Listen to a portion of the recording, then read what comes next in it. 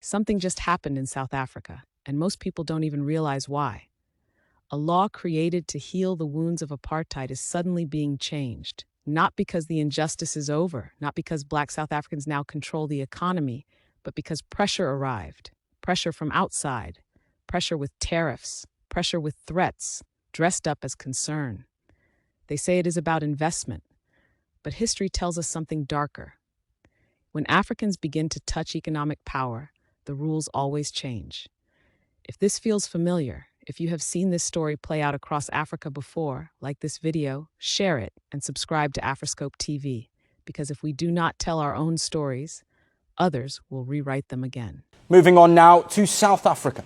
The country's black empowerment laws have been marred by controversy.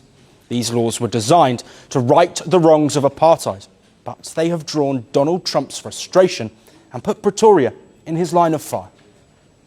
Which is why the South African government might now be trying to change it. Pretoria has proposed amending the broad-based black empowerment economic policy. It was introduced to address economic inequality that has persisted in South Africa since the end of apartheid over 3 decades ago. And this is how it works. The policy functions as a scorecard system. Companies can earn points if they hire and promote black people and source from black-owned enterprises. Companies with a higher score gain access to tax breaks and government contracts. But now, the government has proposed a key change through the creation of a transformation fund. Firms could pay into the fund to earn points instead of making changes to their ownership or management. The proposed fund would then help finance businesses run by black people.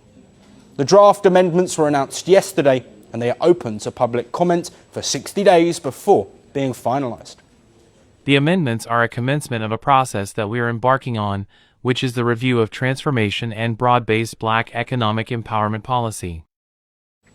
Well, aside from US pressure, the black empowerment policy has faced backlash at home as well. The Democratic Alliance Party, which is part of the Ramaphosa-led coalition government, has blamed the policy for Trump's growing hostility. Last year, Trump imposed a 30% tariff on Pretoria because he did not approve the country's domestic and foreign policy choices. Trump made unsubstantiated white genocide claims against South Africa. After taking office last year, he started a refugee program for Afrikaners who allegedly faced persecution in South Africa.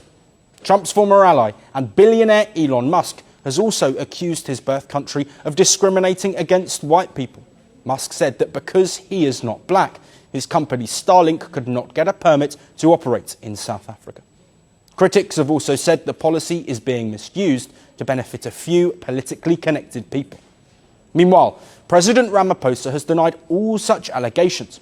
Ramaphosa's party, the African National Congress, has called the laws necessary. The black empowerment policy has been the cornerstone of the ANC's policy. According to a recent government report, white people made up 61% of top management posts in 2024, while they are only 7% of the population. South Africa's black empowerment policy remains hotly contested. How the public will react to the proposed amendments to this policy and how it will further impact tensions between Pretoria and Washington remains to be seen. You know there are some South Africans, and let us be blunt, many white South Africans, yes, who fear Julius Malema. Some of them have said to me, if Malema gets to power or close to power, I will leave this country. Do you welcome their fear, or do you want to find ways to overcome their fear? I don't welcome their fear. Stephen, they said that about Mandela, the most celebrated Mandela. You're talking about me. They said if Mandela, a prisoner, becomes the president, who will live in this country, and they left. I was in the Vaal River the other day, looking at some of the houses that whites abandoned in 1994 when Mandela became a president. They are not scared of Julius Malema. They are scared of an independent black man who's not controlled by any white person. Malema has never apologized for demanding economic justice. His position is simple. Without ownership, there is no freedom. Without control of land, industry, and capital, political freedom is incomplete. Writing checks is not empowerment. Ownership is. This debate is bigger than South Africa.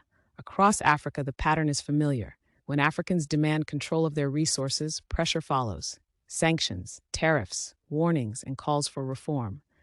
The language changes, but the message stays the same. Do not touch real power. This is why the moment matters. Because if empowerment can be softened to satisfy foreign pressure, then justice becomes negotiable. And history shows us who usually pays that price. We want worker share schemes. They're all jumping. No, it's not possible. What? We saying to them, hey, you are happy to give an individual shares in the name of BEE. We're just changing. We say don't give individual. Give to more people who are called workers. You have been doing it. Instead of giving Ramaphosa 10% shares, 20% shares, don't give it to Cyril. Give it to the workers who are making this company to be what it is. Just redirect the resources. If you believe Africa must define its own future, stay connected.